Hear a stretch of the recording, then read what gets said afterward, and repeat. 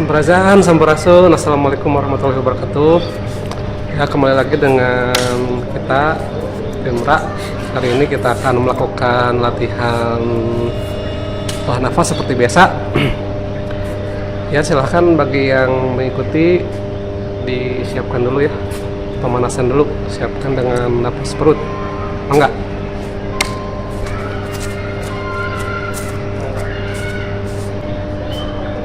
Sok, bersiapkan badannya langsung. Disetting ya, bukan diniatkan. Dirasakan dulu badannya, kesadarannya hadirkan. Rasakan tubuhnya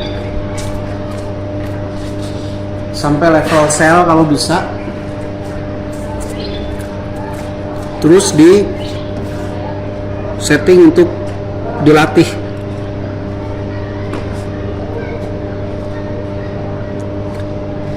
Sok.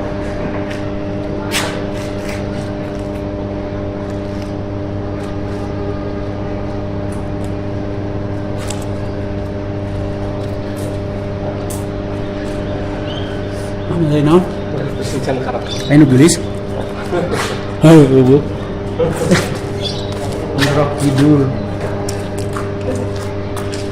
Sok, setting dulu. Setting dulu. Masuki frekuensi berhati.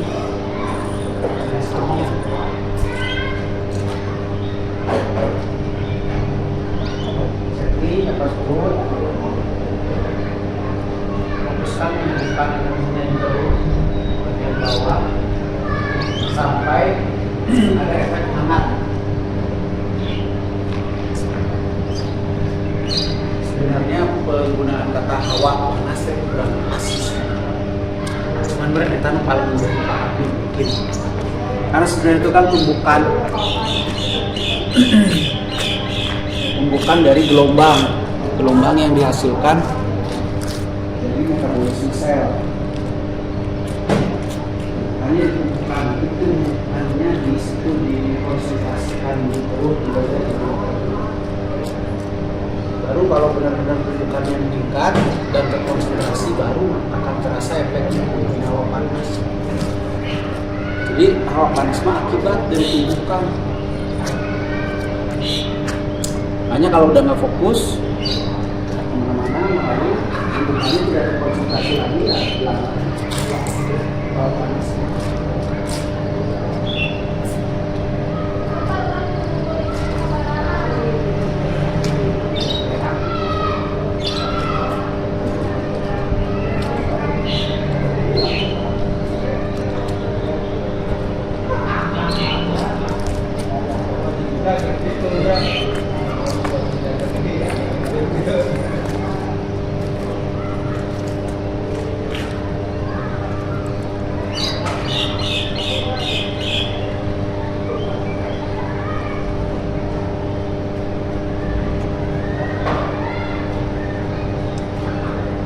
Ya, masih nafas perut. Masih nafas perut. Fokus tumbukan di perut. Jadi nanti efek hawa panasnya terasa di bagian perut. Posisi bebas, bagian di rumah.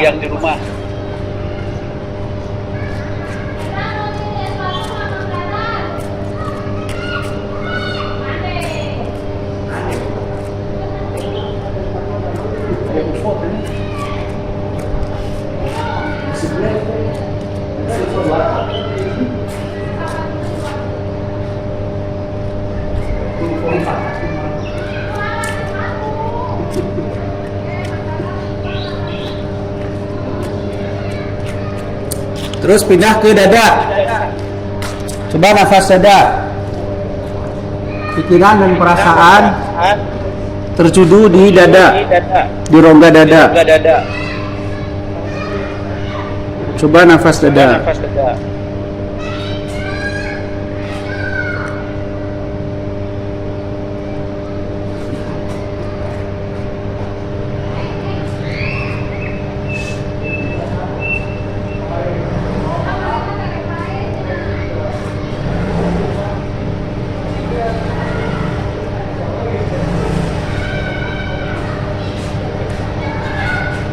Perhatikan apa yang terjadi di tubuh pada saat kita memakai nafas dada. Perhatikan bagaimana prosesnya sampai dada kita terasa hangat. Perhatikan. Jangan dilewatkan begitu saja. Perhatikan sendiri.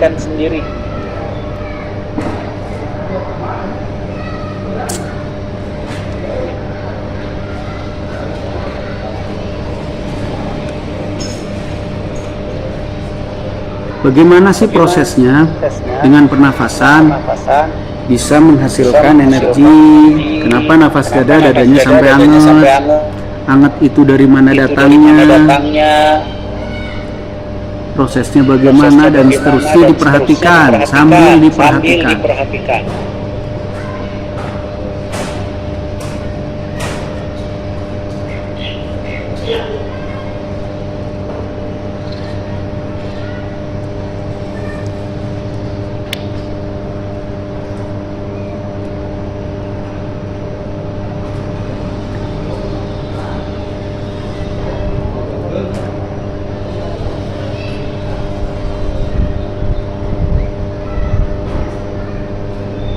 Kalau nafas dadanya sudah hangat, dadanya ke diafragma, sama perhatikan.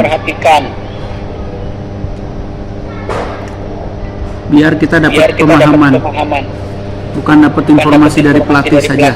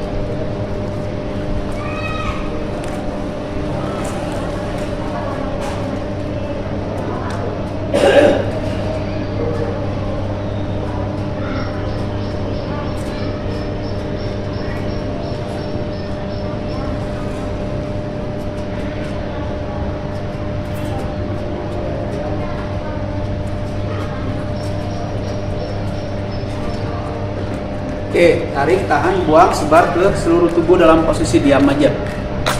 Tapi tetap ya tulang punggung dulu, langsung sebar gitu. Sok sambil posisi yang seperti itu, tetap nafas diafragma, tarik, tahan, buang, selalu ke tulang punggung dan seluruh tubuh. Sok. Kalau mau dengan kepalanya nggak apa-apa disalurin kalau kuat mah, kalau nggak pusing.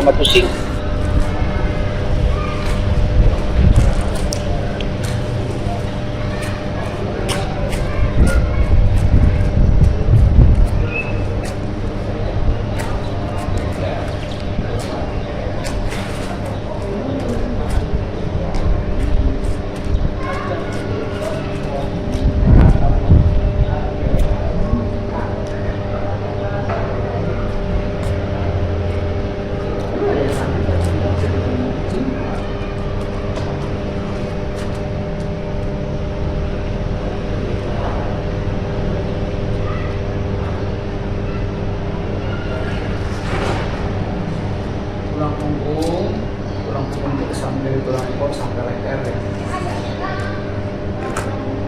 Terus ke seluruh tubuh.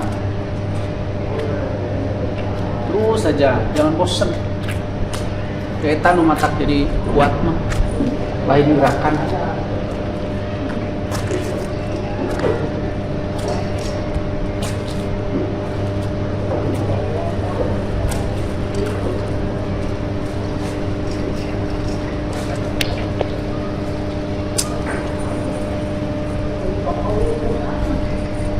fokus ya, dan enjoy.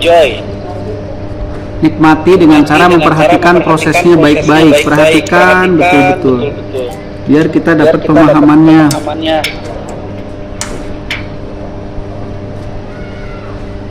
Paham dengan mengerti itu berbeda.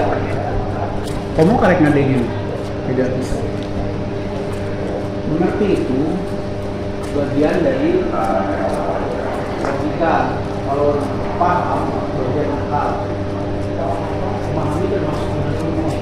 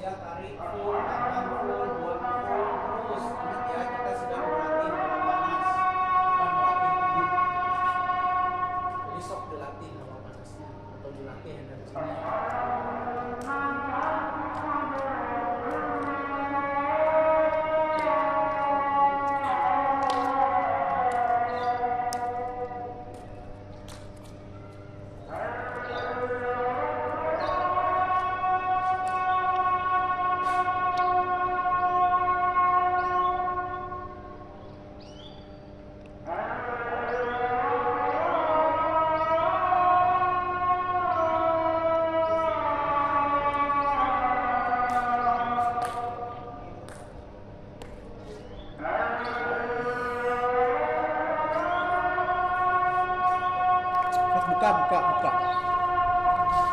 Biasa.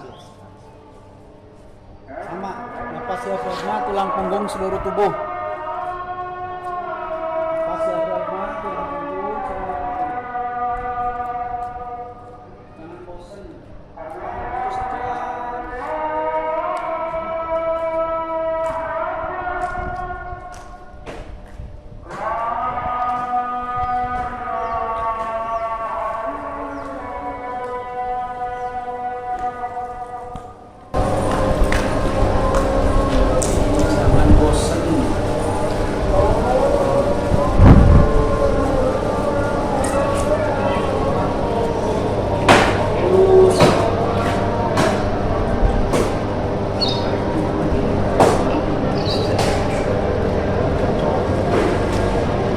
Pula bosan, terus saja melatih si energinya.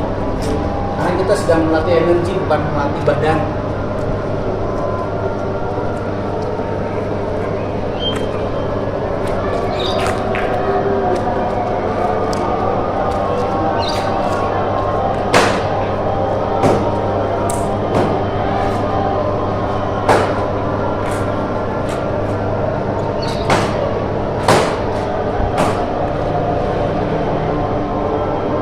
Terus lanjutkan ya, dari diafragma ke seluruh tubuh. Kalau mau mengikuti gerakan yang di sini boleh, kalau enggak juga dikondisikan aja.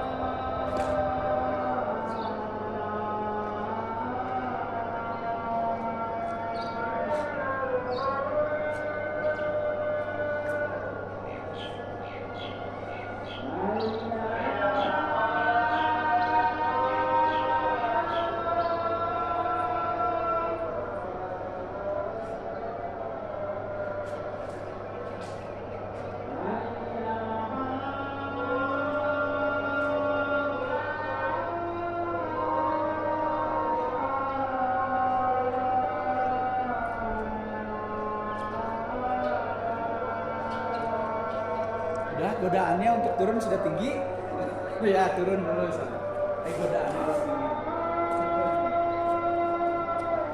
So, atur dulu, dikendur-kendurin dulu.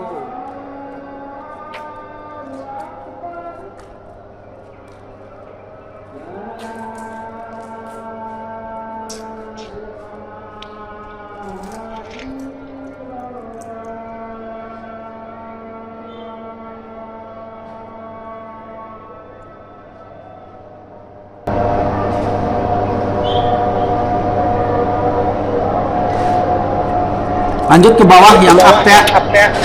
Bukit. Sama masih diafragma dan tulang punggung seluruh tubuh.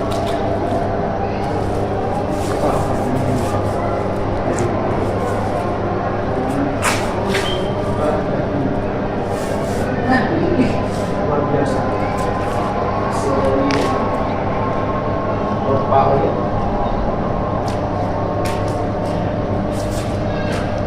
Sok sama diafragma, tulang punggung, seluruh tubuh. Perhatikan energinya karena yang dilatih itu energinya. Perhatikan energinya karena yang dilatih energinya, bukan fisiknya.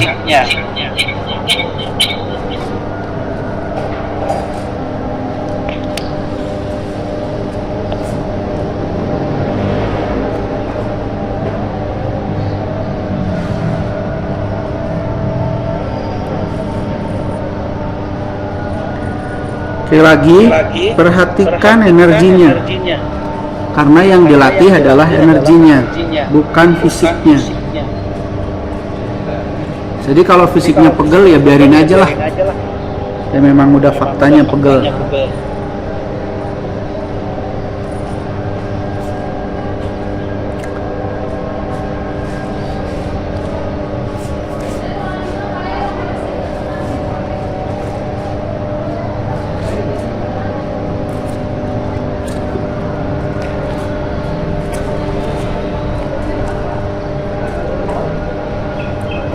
Yang akan membuat energi menjadi menguat itu adalah pengulangan, ulang-ulang terus si perjalanan energi.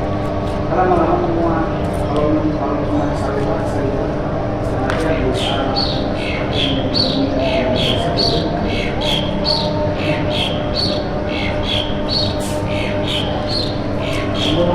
saya ulang-ulang sehari. Nafas diafragma dan jurus air satu, saya satu hari itu 40 sampai 50 kali putaran, itu sekitar 2 jam. Itu saya tiap hari. Air satu itu sekitar 40 sampai 50 putaran.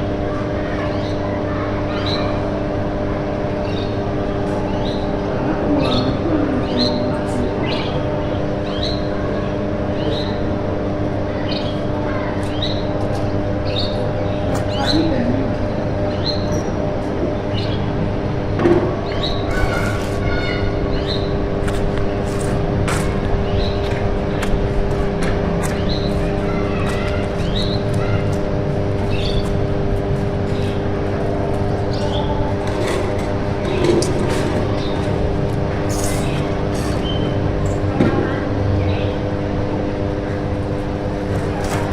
Terus masih diafragma, gerakannya boleh mengikuti yang di sini atau disesuaikan saja yang di rumah. Diafragma salur ke tulang punggung, terus baru ke seluruh tubuhin. Norok tok, kan baik. Kan kami kuat. Yes, godaannya terlalu tinggi, Teneng. So, ratu calik. Duduk. Karunya Teneng. Bisa berapa? Duduk. Kepalanya, lalu kaki.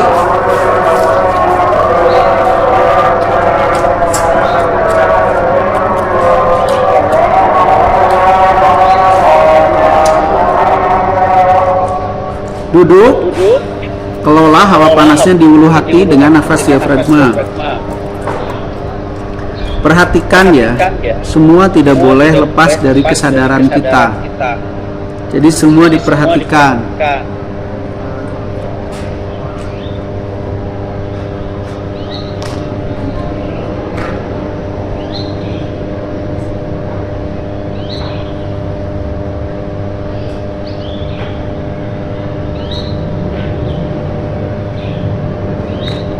Pola kumpulkan di ulu hati.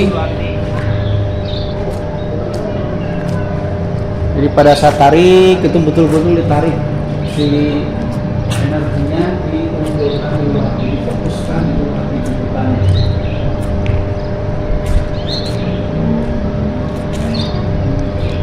Oke, telapak ketemu telapak kaki ketemu telapak kaki.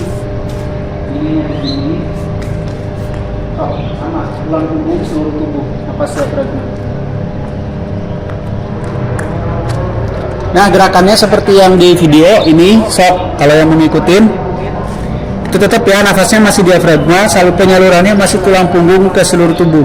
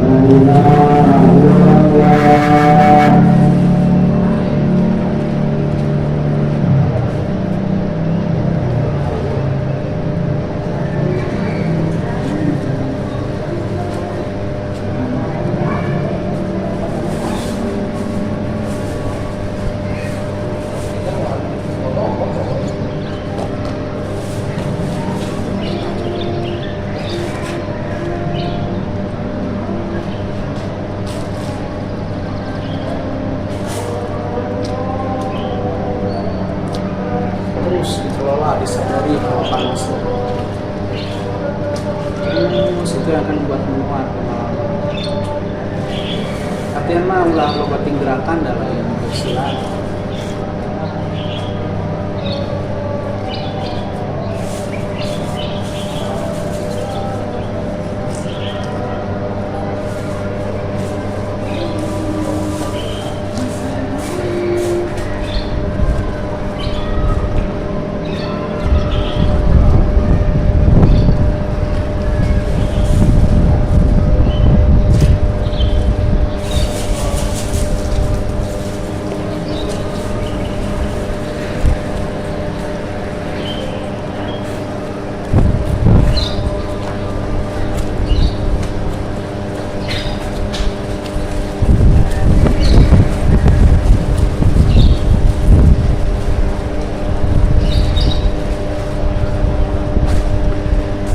salurkannya tetap ke tulang punggung dan seluruh tubuh. Gerakannya seperti yang di video, yaitu duduk bersila, telapak kaki ketemu telapak kaki, ujung jari tangan ketemu ujung jari tangan.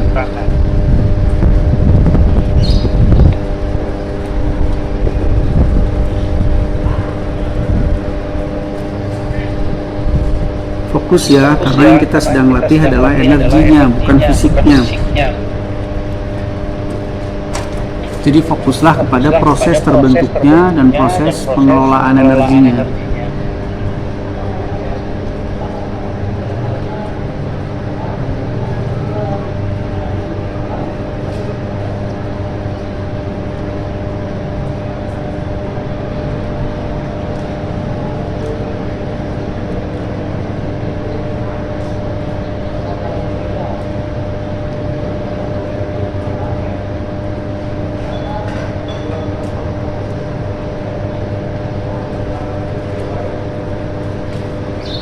Nangkarak teneng. Gini. Sok. Angkat bibirnya. Sok masih sama. Diafragma seluruh tubuh. Gerakan seperti di video. Silahkan kalau yang mau mengikuti, yang mungkin ikuti. Yang enggak ya udah usah. Nafas diafragma. Masih salurnya sama tulang punggung dan seluruh tubuh.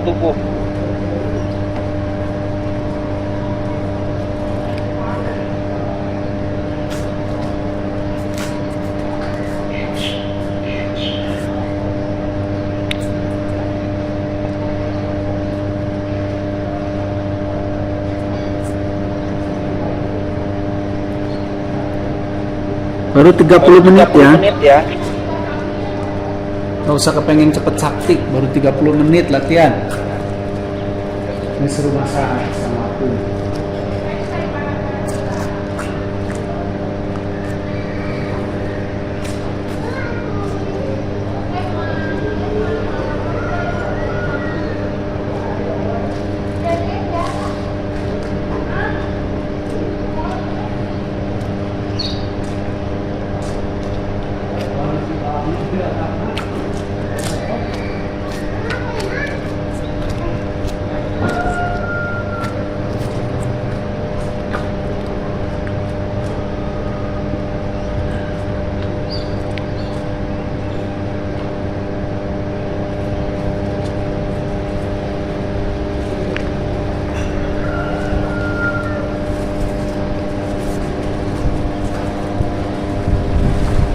Ya, meleng seitik nggak boleh.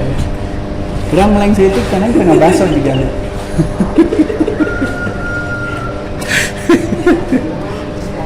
Terus mau pegang. Sok yang di rumah terusin biar lebih hebat dari Kang Doni.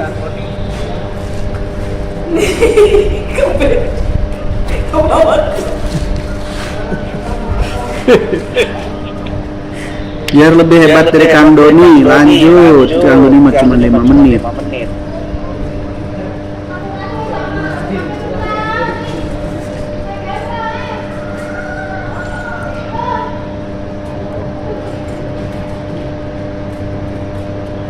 Oke, duduk.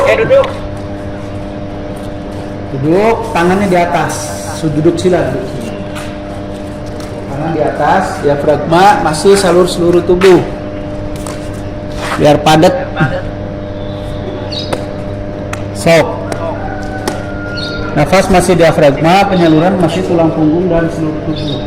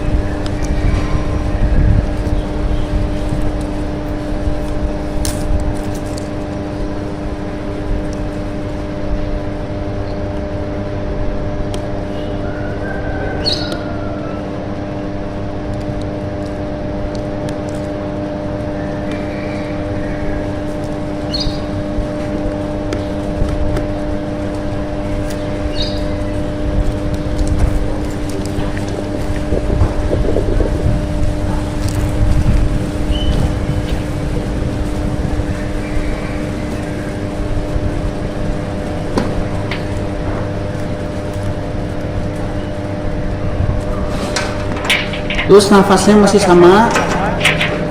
Nafasnya masih sama.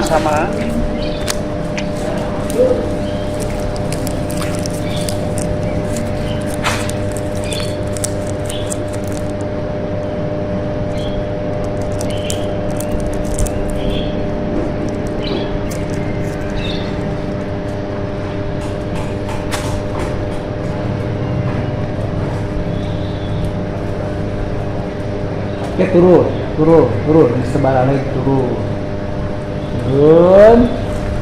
Nafasnya masih diafragma, salur setengah-setengah. Setengah badan kanan, nanti tarik lagi, setengah badan kiri, nanti tarik lagi, setengah badan kanan, gitu sok. Coba penyalurannya sekarang, masih nafas diafragma.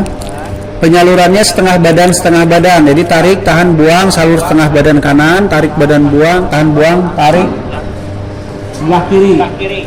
Coba sebelah.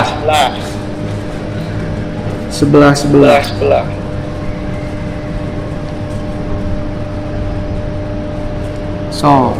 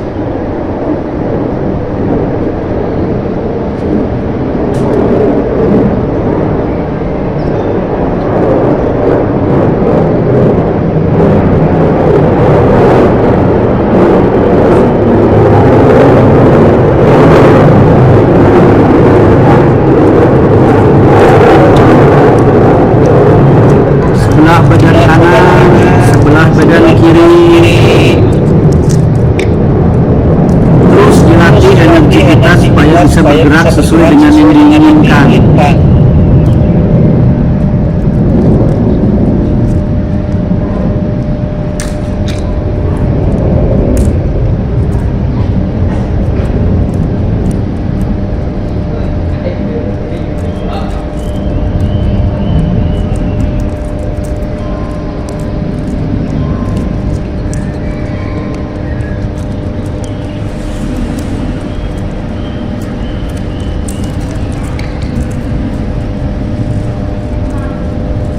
Jaga fokusnya dari mulai bosan, mulai capek. Lakukan seperti ini minimal aja 2 jam atau 1 jam satu hari. Lumayan.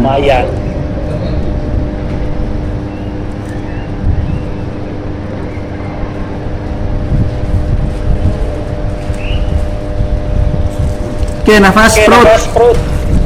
Kita sekarang latihan yang lain. Pas perut, tarik semua energi ke perut.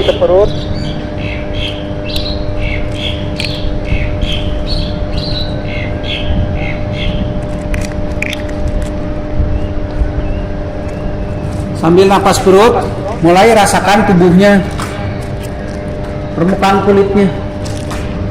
Permukaan kulitnya dirasakan. Permukaan kulit seluruh tubuh. Mana tuh permukaan kulit pantat? Permukaan kulit mana lagi? Yang irung, rasain. Semua permukaan kulit dari sekujur tubuh dirasakan.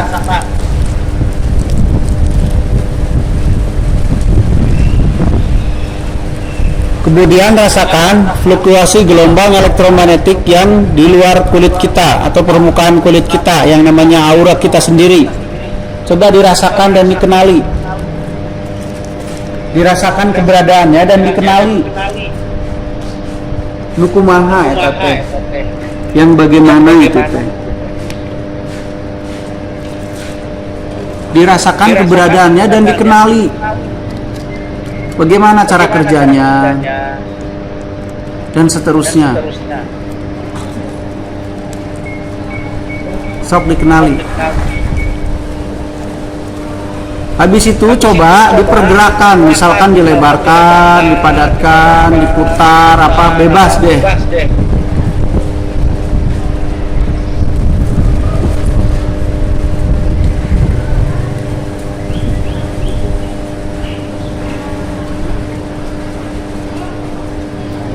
Kalau belum terasa atau terkenali, dikenali dulu. Mau muter-muter apa orang nggak dikenali?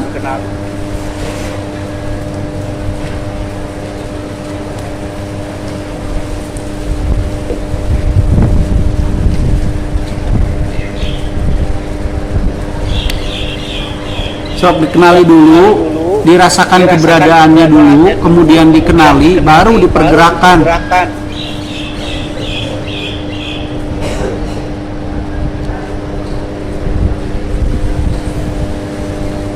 Yang menurut bahasa Kang Diki seperti gelombang magnet yang mana, kayak apa gitu.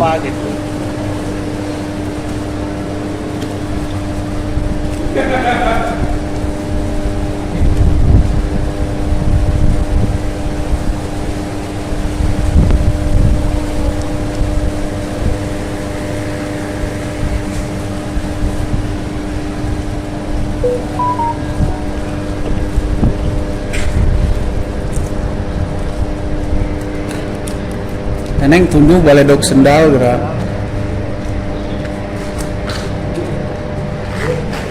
Tenang,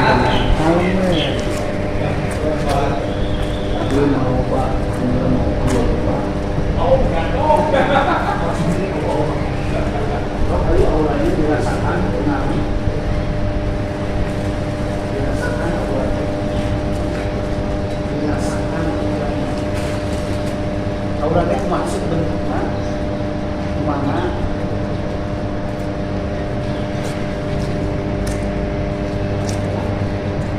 Isinya apa?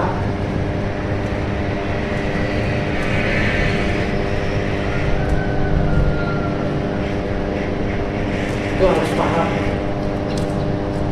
Jangan syukur bisa itu terang, ditanya urang yang mana?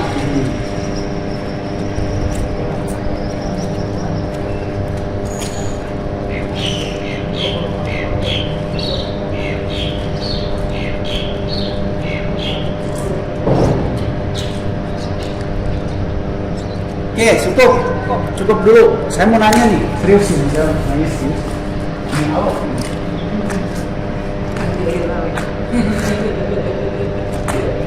Aura teh kumaha? Ieu teh pergerakanna kumaha? Pergerakan lama Ini dari mana ke mana?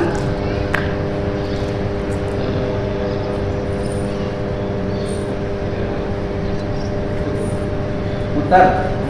Apa yang buat dia muter? yang ukurannya dengan Mau nettingnya muter. Jadi kalau secara normali dia gimana pergerakannya? Gak bisa setting apa-apa. gitu.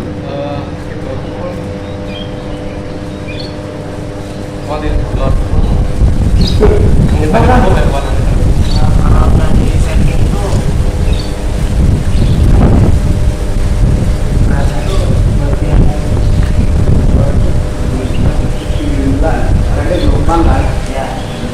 Jadi gerak, tapi tidak bergerak ya, begitu saja, memancar saja. Terus kebakaran saya putuskan bergerak, nanti goyang-goyang. Siapa yang menggoyang-goyang? Kita ini ikutin gerak. Kita berarti bukan aura kan? Bukan. Tapi respon saja. Oke. Pertanyaan saya, kalau memang pergerakan aura tanpa disetting begitu, terus bagaimana orang yang begini-begini dia lagi bergerak mengikuti siapa? Kamu pikirkan. Mulai dingin. Tapi sedang bergerak mengikuti siapa? Yuk dipikirkan. Tanya kan? Yuk. Langsung. Lagi mengikuti siapa itu? Sedangkan pergerakan aura hanya memancar. Ya kan? Dia hanya memancar. Terus dia memancar seperti gelombang. Kan gelombang mau begini ya. Enggak ada yang Ayo. Terus kalau lagi begitu-begitu mengikuti apa?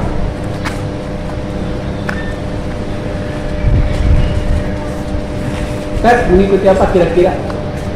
Ya mengikuti gambaran Nah iya kan belum mengatur itu kan kalau tidak disetting dia gerakannya hanya memancar kan, hanya memancar gitu. Dan dia bukan transversal, dia longitudinal. Kalau transversal kan dia muter, dia kan tidak, dia itu memancar.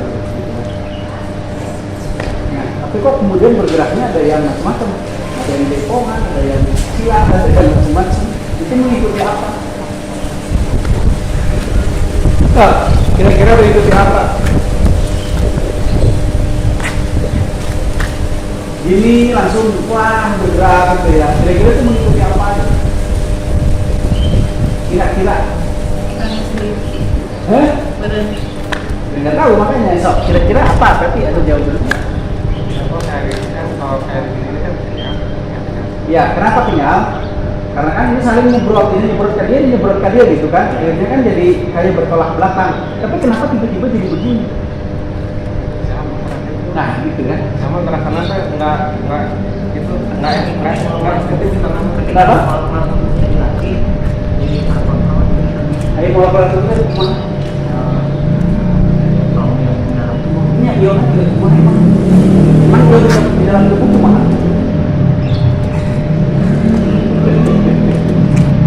kan tidak tahu ya. Ion itu kan hanya sebuah kumpulan dari atom,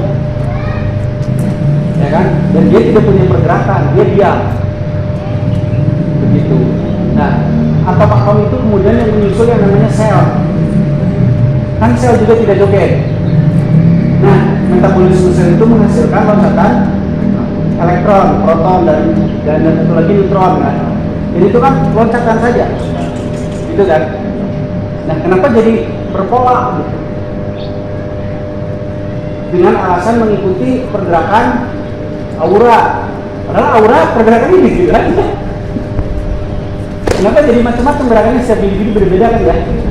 Itu ada apa? Apakah halusinasi tingkat dewa yang diikuti? Atau apa jangan-jangan gitu? Kalau proton bergerak, neutron bergerak, tapi kan searah gerakannya. Dan mestinya setiap orang sama. Apalagi kalau ngomong mengikuti pergerakan alam, nggak bisa. Alam itu bergeraknya pasti di satu tempat sama. Nah, jadi sedang ngapain? Yuk kita pahami sedikit. Jadi sedang apa kira-kira pikiran itu? Ya kan kalau segambarnya kan diletakkan dua bahkan misalkan bahwa dia kan melakukan dia dalam jadi dia kan jadi kumaha gitu. Sumuhun. Nah, pertanyaannya kan berarti yang menggerakkan siapa? Siapa yang menggerakkan siapa?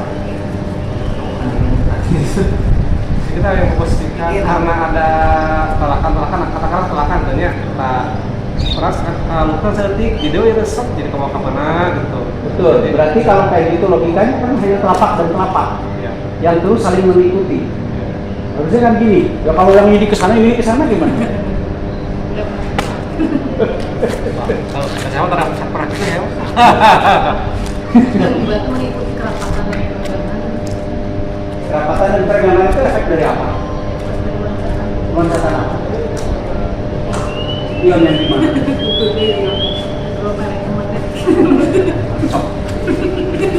Ngecapruk ya maksa. Bisa nggak bahwa di aura kita itu ada yang lebih rapat? Bisa, tergantung metabolisme area tersebut. Di kepala lebih rapat, makanya bisa lebih mudah dilihat. Karena kan listriknya banyak di sini daripada di bujur. Jadi pas roti, pus lah di sini lalu. Pus. Ayo, mikir makanan. Jadi kita bodor dari kita. Bodor dari mana? Bodor. Nah, begituan teh. Bukan salahnya, ini bukan menyalahkan, cuma lagi ngapain gitu loh. Lain masalah salah. Tapi lagi apa kira-kira gitu. Ya, kalau dibahas begini mah hanya naon. Makanya kebanyakan orang yang polos tak diam saja. Paling nur gitunya. Ningali batur gitunya. Nah gituan. Nah kikian. Saya mulai bingung. Gimana Pak? Ini lagi mau dipekan aja ya. Dipekan. hidup. Kan orang kayak ngerasakan ya, kalakan ya. Maka lamun tadi rasakan mah gitu biasa, tapi pun rasapi gitu. Oh ada saya kalakan. Artinya menyadari pergerakan aura dan karakteristiknya. Oh ternyata ada tolakan antara kutub dan kutub. Betul kan? Kutub dan kutub. Nah kalau ini kan tidak. Tapi kok pada lincah-lincah? Tanya lagi. Jangan ngomong Kang Diki ngajar karena kutub tidak. Kang Diki justru menyuruh itu biar kita mengerti. Kenapa kita tiba-tiba beda? Ya, ngerti gente, Kang Diki mau bergerak dari ngerti. Ada orang ngerti gente, tiba-tiba nyontek gerakan anak. Terus sebenarnya dese dari sekadung kagok yakin, disuruh mikir hese. Nah sekarang kita mulai berpikir sebenarnya sedang apa kita. Begini, mungkin saja, ini mah mungkin saja. Aura kita, gelombang elektromagnetik punya kita dan gelombang elektromagnetik punya alam. Saya mau nanya energi alam itu yang kayak apa? Yang ini kumaha energi alam itu? Sumbernya dari mana? Dia hasil apa? Pergerakannya bagaimana? Terus? Apa tuh macam-macam?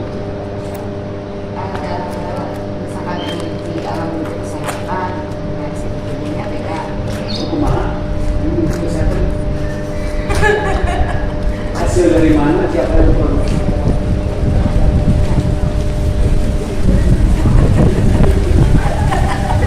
Agaknya capruk ya. Kita kan sering yang ngomong energi alam. Tahu nggak itu dari mana sumbernya? Dari mana kan? Energi alam. Dari alam. Dari mana? Ayo. Tumbuhan juga masuk ke dalam ini. Iya, ya kan kita itu kan energi tumbuhan. Ini mah energi alam. Itu dari mana?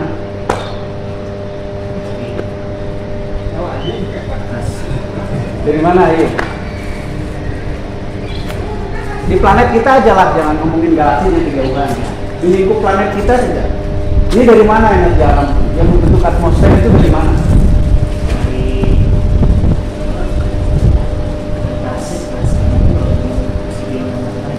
Ya, itu tertangkap oleh apa?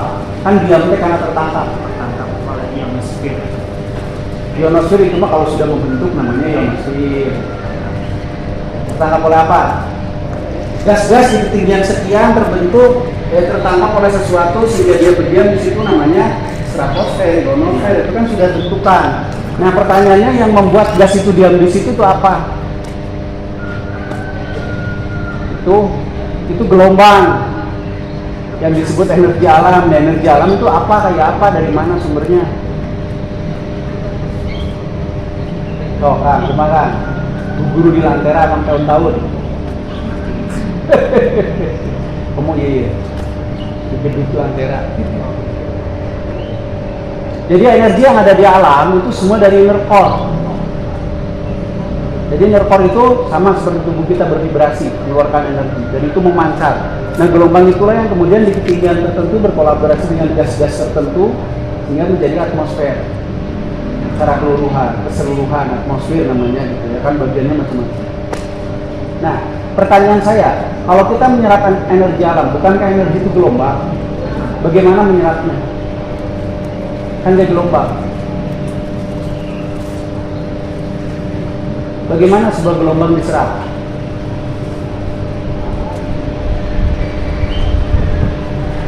Kan bentuknya elektromagnetika. Membentuk kayak receiver gitu. Ini receivernya kayak apa? Kayak parabola. Proses penyerapannya bagaimana? Kan gelombang mah gini, ya kan? Nah menyerapnya bagaimana? Kan mancar ke atas gitu. Terus diserap balik dari gitu gelombangnya gitu. Ada cuma kita selama ini wah menyerap energi alam gitu kan ya? Apa yang diserap? Gelombang loh ini masalah gelombang loh. Terus sudah diserap, dikumpulkan, gelombangnya berubah jadi apa? Bentuknya kayak apa? terus kemudian dimasukin ke badan, gelombang dimasukin ke badan, terus dia nyangkutnya di mana? Di gelombang itu. Gak kepikiran? Atau memang kita selama ini ya terbawa dicocok hidung? Harus ngakui, kita tuh bergerak dengan kebodohan absolut, ya kan? Ada ceguru kiri gitu kan ya? Tidak pernah bertanya kang Diki, kan masa gelombang diserap? Memang gelombang itu punya 3 sifat, bisa dipantulkan, bisa dibiaskan. Maksudnya dipantulkan itu dibelokkan ya, bisa dibelokkan, bisa dibiaskan, bisa juga diserap, bisa.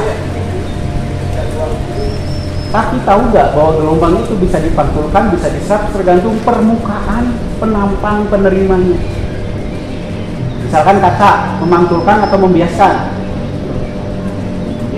Membiaskan. Yang bisa memantulkan kayak gini-gini nih, apa tembok, apalah segala macam ya. Yang bisa menyerap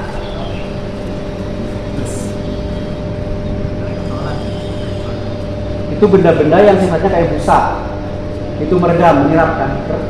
Gelombang diserap itu diperkecil atau diperlebar, diperkecil atau diperlebar. Diperlebar menjadi frekuensi lebih tinggi atau lebih rendah. Lebih rendah. Semakin panjang gelombangnya, makin rendah frekuensinya. Nah, kalau begitu bagaimana kita menyerap sebuah gelombang?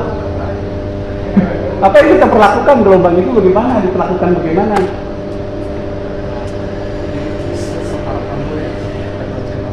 Ya, disesuaikan dengan frekuensi tubuh kita. Pertanyaan saya, tahu nggak panjang gelombang tubuh sendiri? Nah, terus bagaimana? Terus bagaimana?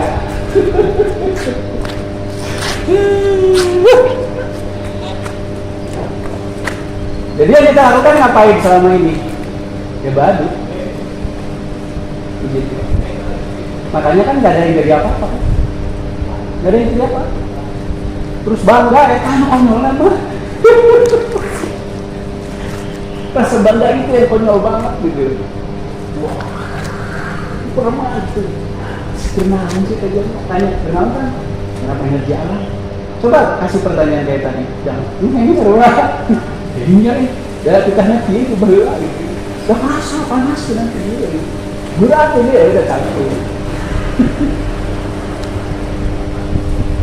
Memang Kang Diki tidak menjabarkan ini, mungkin terlalu bertele-tele, mungkin ya kalau dijabarkan. Tapi kan kita sebagai murid wajib mengkajinya. Jadi kalau nggak Kang Diki dalam diri tangan kerjaan, lain itu kita yang wajib penggalinya. Pada saat yang dia ngomong serap energi alam, naon energi alam, kumaha wujud, karakteristik, cara kerja, apa teksturnya, kok bisa diserap, bagaimana proses menyerap, terus dimasukkan ke ubun-ubun ya tadinya, dimasukkan ke jantung, masukin kemana, apa aja yang dimasukkan. Kalau gini ngumpul katanya dikumpulin, gelombang bisa dikumpulin, diputus dari akar dari aslinya terus dikumpulin gitu. Atau bagaimana? Ini ada gelombang yang berjalan putus, ya ini diambil kumpulin gitu. Atau gimana? Paparkan. Ya, kalau dipaparkan kita juga kan tiap saat terpapar. Ngapain juga diambil-ambil?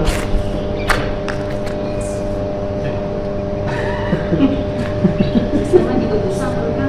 Gula? Juga bisa. Sahana. Juga bisa. Tinggal ini. Iya, kalau gelombang itu diserap, tahu nggak rumus gelombang itu kan frekuensi. Frekuensi bisa menyatu dengan yang satu frekuensi lagi.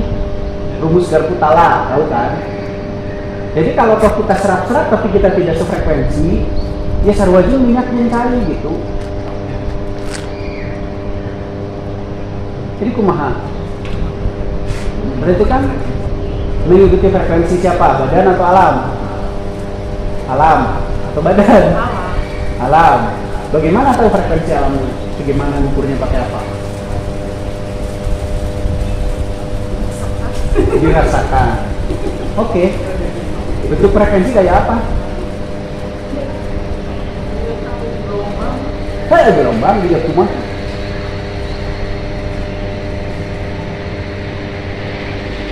Itu. Jadi harus diakui kita ini bodoh total dari dulu, dari merasa pintar. Ada orang yang berani ngomong-ngomong begini nanti disalahin. Lihat saja nanti. Disalahin. Ngapain datang begitu antara ngomongin itu? Ya itu. Akhirnya kita jadi begini sama-sama belajar. Ya, betul nggak? Nyari batu yang magnetiknya tinggi, anomalinya ya, terus dikumahakan. Diserap. Pertanyaan saya, itu gelombang yang dari batu misalkan karena berbagai macam proses pembentukan sehingga menghasilkan gelombang yang berbeda dari yang lain. Diserap ya.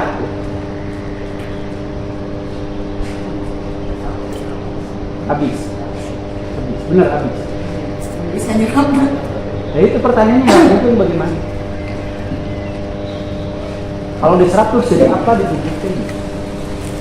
Kalau cair diserap jadi barang. Saya tadi diserap jadi kumaha? Apakah jadi meningkatkan frekuensi kita sama dengan frekuensi itu? Mungkin nggak? Jawabannya tidak mungkin karena masing-masing ada sumbernya. Kayak rambut dipotong tuh, teneng, tanahnya tuh bau keriting, potong tak nongol di keriting tuh. Misalkan frekuensi frekuensi metabolisme orang hanya menghasilkan 100 Hz. Terus saya ditransfer ke Tambiki 1000 Hz. Tetap kan saya juga ngeluarinnya nggak 100 Hz.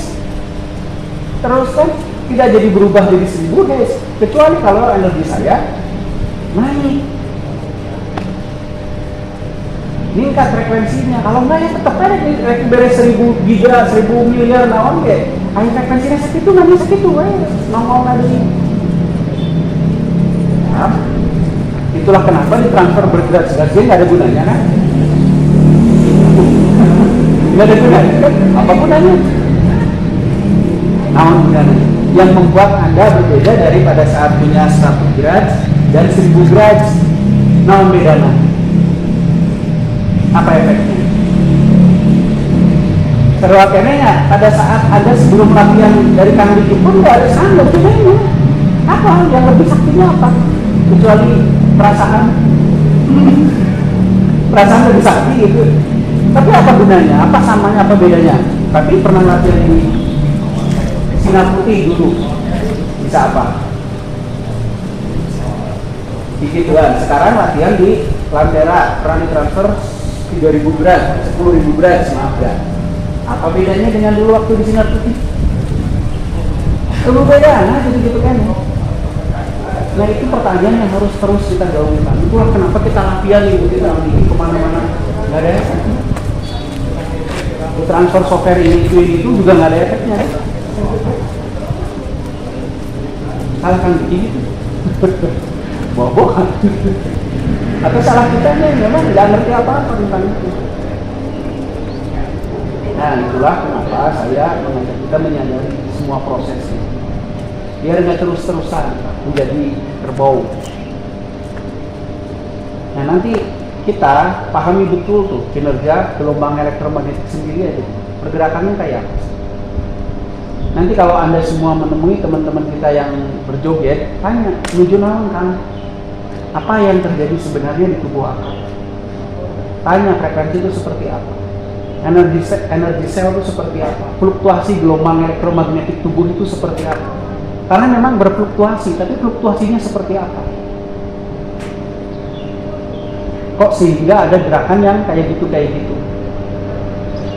Wah ini kalau merasakan energi alam, tanya lagi energi alam itu yang mana? Mana? Energi alam itu mana? Gelombang elektromagnetik alam, dari mana? Yang ada di udara ini satu gelombang atau banyak gelombang? Dari mana saja kalau ngomong banyak? Tumbuhan, hewan, terus? Hah? Terus? Kalau ada satu gelombang 10 Hz bertemu gelombang 1000 Hz, siapa yang akan bilang? Yang kecil. Benar.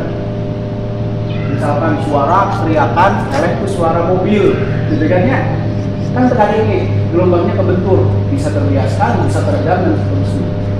Nah, Di sini terjadi tumbukan gelombang tidak? Terjadi tumbukan gelombang antara yang kuat dan yang lemah. Berarti tidak semua gelombang eksis saling. Ada yang saling mereduksi kan, saling membelokkan, saling membiaskan dan seterusnya. Itu kan ya.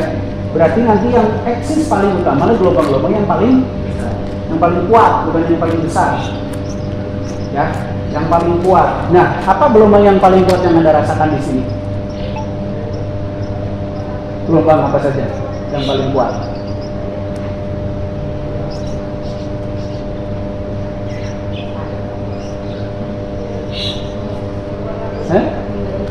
Yang dari bawah, dari inner core, yang paling kuat.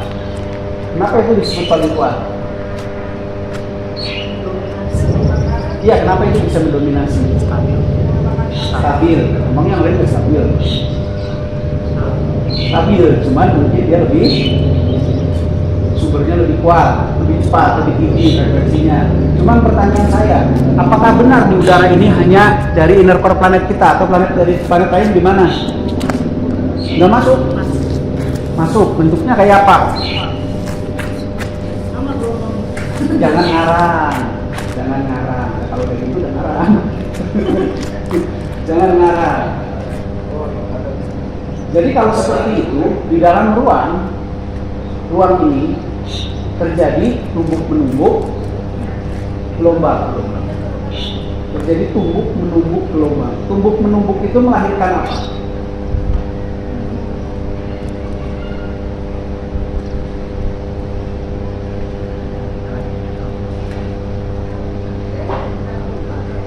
Tumbuk menumbuk gelombang itu menjadikan apa efeknya? Ya kan, kata elektromagnetik tumbuk-tumbukan. Nah itu menghasilkan apa tumbuk-tumbukannya?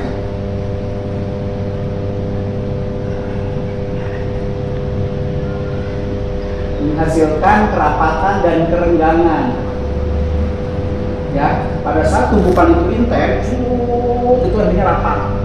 Terjadi kerapatan. Pada saat tumbukannya tidak terlalu intens, maka ada renggang. Kerapatan dan kerenggangan menghasilkan apa? Fluktuasi. Iya, fluktuasi. Tumbukannya kan bisa fluktuasi. Nah, fluktuasi itu ada yang rapat, ada yang renggang. Nah, kerapatan dan kerenggangan menghasilkan apa?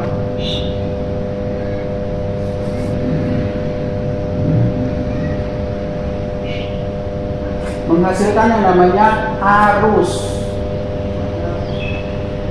Arus dari tekanan frekuensi dari yang rapat, dia akan lari kepada yang rendah. Tercipta arus.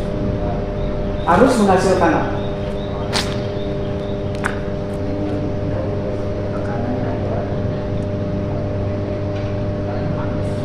Kalau tekanan itu hasil dari kerapatan tadi.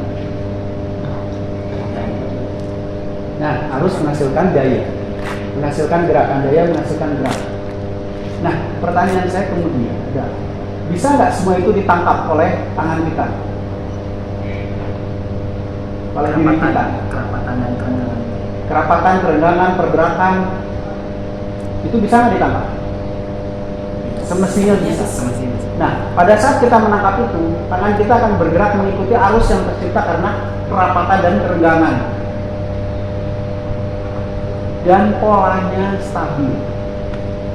Jadi kalau kita misalkan yang dinamai merasakan di sini, gerakannya kurang lebih sama, enggak yang satu begini, yang satu begini, ya mungkin. Kalau yang dirasakan adalah sesuatu yang terjadi di sini, bukan yang di sini. Kalau yang di sini iya, yang di sini pengennya disco ya disco keluar, kan gitu. Itu enggak. Karena apa? Karena kalau cuma lingkupnya kecil, itu kan kerapatan dan kerenggangannya akan jauh beda. Sama-sama. Ya kurang lebih akan mirip lah gitu ya. Jadi kalau kerapatan dan kerenggangan di sana renggang, di sini rapat, maka harus akan dari sini ke situ kan. Maka orang yang merasakan akan cenderung begini kan. Hampir semua begini karena harusnya ke situ. Tapi aneh kalau ada yang begini itu aneh gitu dia. Nah, yang sering tersaji di depan mata saya adalah di satu lingkup kecil pergerakannya beda semua. Ya nggak? tergantung tubuhnya masing-masing, katanya nggak bisa. Kalau yang dirasakan pohon pisang ya jangan tergantung tubuhnya, tergantung pohon pisangnya dong, kan gitu.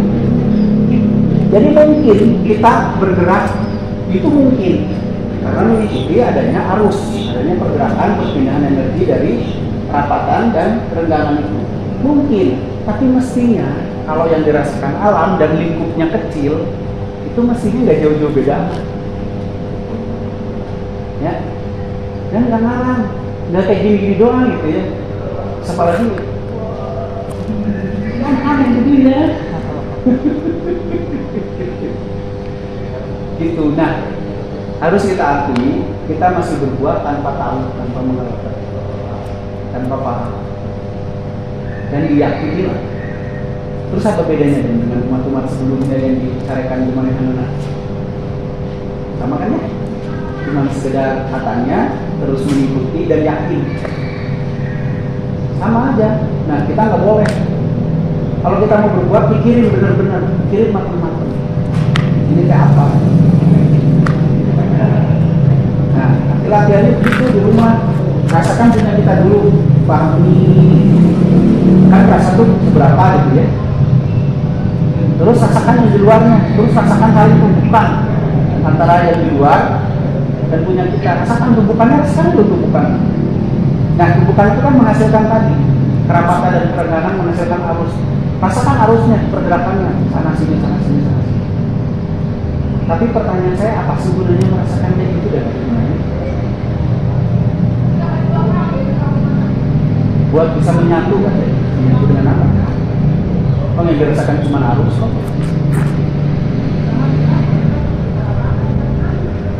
Cuma melatih kepekaan. Nah, jawabannya hanya melatih kepekaan. Biar kita bisa merasakan ada sesuatu di luar diri kita. Nanti yang harus kita latih selanjutnya adalah koneksi. Dari koneksi itu kita baru bisa menyatu. Jadi bukan joget-joget nggak ada gunanya. Apa gunanya sih? Merasakan arus yang bolak-balik nantinya tergantung kerapatan kerenggangan di setiap tempat.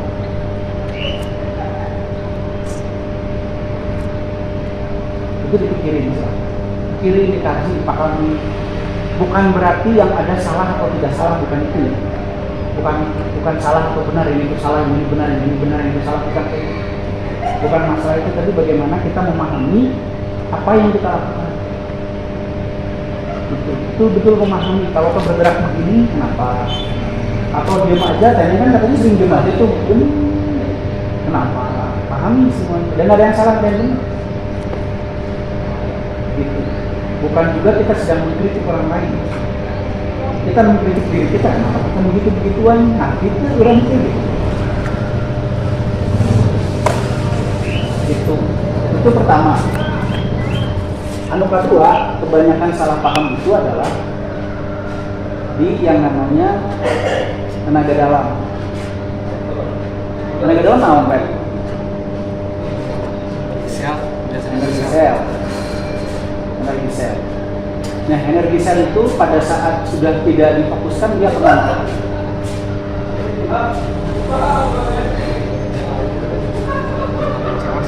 Kemana? Nyimpennya di mana?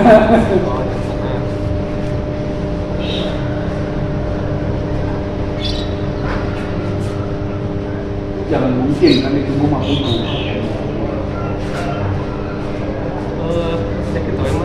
Gitu emang. Kan kita belum paham itu ya. Kenapa pada saat kita fokus rasa tuh panas, pas nggak fokus hilang kan? Nah, kemana itu? Kabur ke mana gitu? Dunia mah lompat ke mana? Lamun masih kayak di jero awak di mana? Nah, itu kita rasa di dekatnya. Kan gitunya. Kenapa? Ada fenomena apa yang terjadi? Tapi nanti pada saat fokus itu ada lagi. Nah, jadi pada saat nggak fokus dia kemana? Ada di mana? Ada di darah kan? Ya itu di darah, di darah. Besok cek lagi. Nah, nanti bagaimana kok? Kan itu kan energi dihasilkan dari mitokondria. Bagaimana menyeberang ke pembuluh darah? Menyeberang ke pembuluh darah, masuk ke darah. Kan pembuluh darah kita tertutup dalam bentuk bocor. Tapi kenapa sih energi itu bisa masuk ke darah? Kalau yang katanya itu lewat pembuluh darah. Makanya saya itu kumaha prosesnya. Gitu. Atau di otot kan gitu. Energinya di otot misalkan gitu. Bagaimana? Apa jangan-jangan si energi itu tidak kemana-mana, tetap berada di dalam sel. Jangan-jangan loh ya. Kan perlu dibuktikan lagi, perlu Anda rasakan. Hanya ada di dalam sel dan dia memang tervibrasi. Ya coba cek nanti di tubuh masing-masing.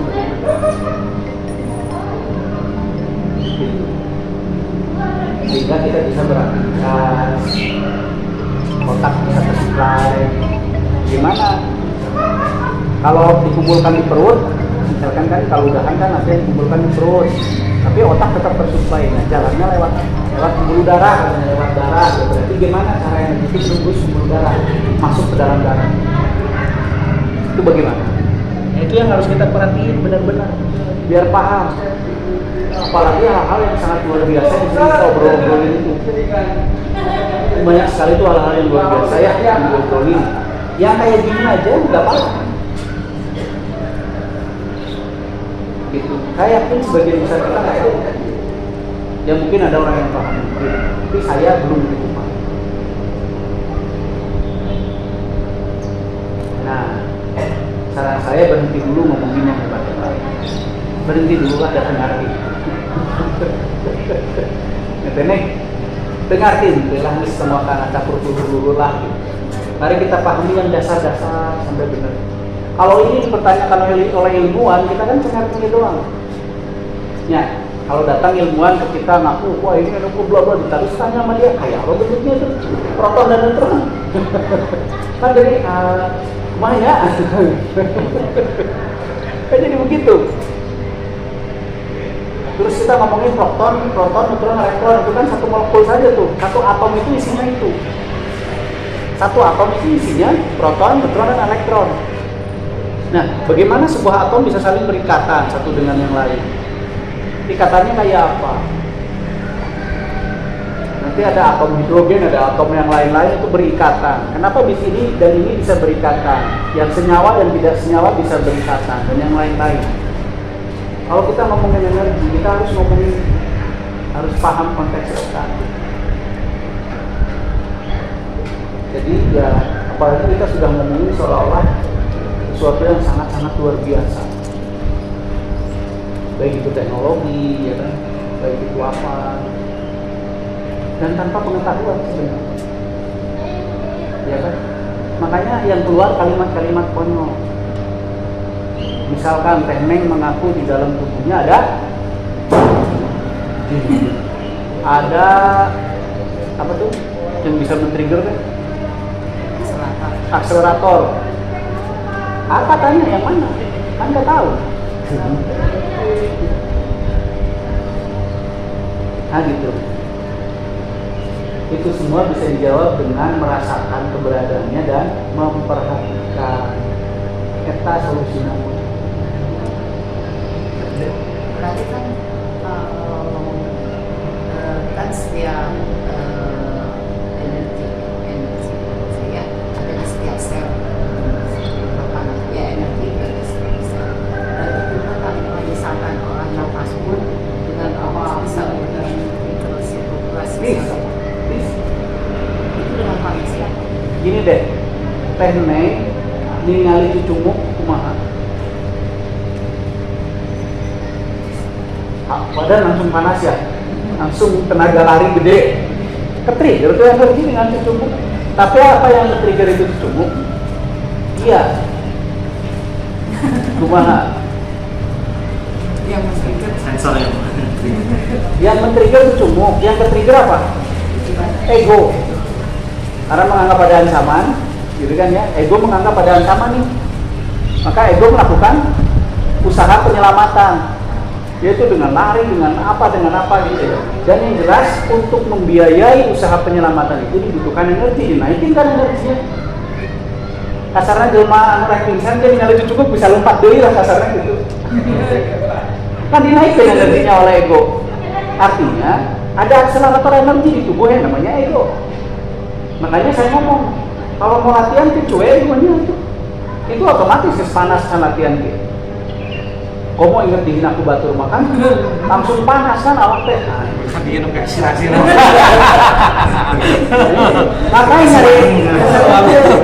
Ngapain nyari akselerator yang jauh-jauh? Jadi tubuh gak ada itu namanya ego. Makanya ada orang menyemangati. Kan gini, tadi ya dipukul badannya, nggak ada yang ayo semangat, ayo nggak ada. Pukul. Kalau petinju pukul-pukul gitu sendiri kan. Intinya menghadirkan sebuah situasi yang seolah-olah mengancam dirinya. Teriak dengan keras gitu kan. Gitu loh. Adrenalin naik jadinya kan. Kenapa? Ego kepicu, menganggap ada ancaman. Energi naik. Ancaman dan kebanggaan. Kalau kebanggaan nanti efek dari hasil. Tapi yang bisa men-trigger ego itu ancaman. Apa? Dihina aku batur. Pengalaman saya pada saat koneksi, saya serius suhu badan saya dan itu mau jadi panas. Tapi kan itu tidak Koneksi kepada apa? pada badan saya. Kepada badan Renila. Koneksi sendiri butuh fokus. Fokus itu menghasilkan atau membutuhkan energi tinggi. Wajar badannya panas. Kalau trigger begini, misalkan lagi nggak ada apa-apa gitu ya, lagi asik-asik aja sentuh gitu langsung bray panas, itu trigger. Kalau PP disentuhnya yang lain, bray. Itu trigger namanya. Kalau lagi terkoneksi itu udah lagi dalam kondisi fokus, energi lagi tinggi, itu wajar ya teman. Jadi gitu ya, nggak perlu nyari batu-batu yang gitu untuk men-trigger ya. Dan saya jamin balik gitu. Jamin lah. Jadi sering-seringan men-trigger akselerator Anda sendiri yang namanya ego. Kalau mau latihan, dipicu ego. Nah, udah carikan diri sorangannya dengan naon aman yang mau bodoh kene latihan Tuhan mau bodoh wae gitu ya. Itu bisa men-trigger itu asal teh egonya sampai ke titik. Gitu. Itu persaingan, memicu ego nggak persaingan? Memicu ego, gimana kalau orang yang sedang bersaing lulus? Masa lagi bersaing lulus? Pokoknya mah pemacaran aku udah menang. Nah, berarti kan semangat kan? Saingnya gitu kan? Kayak tamat eneng. Persaingan memicu ego membangkitkan energi. Ketrigger egonya kan? Bangkit energinya, jadi semangat karena full energi gitu. Nah itu semudah itu nanti ya gitu kan. Ini kok udah jauh-jauh Pak, tunggu-tunggunya yang akselerator.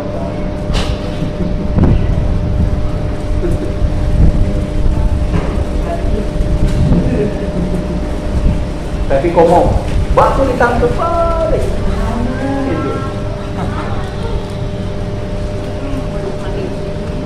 Terserah nanti mati aja kan. Ya, ada yang ditanyain nggak berkait yang tadi? Berkait yang tadi.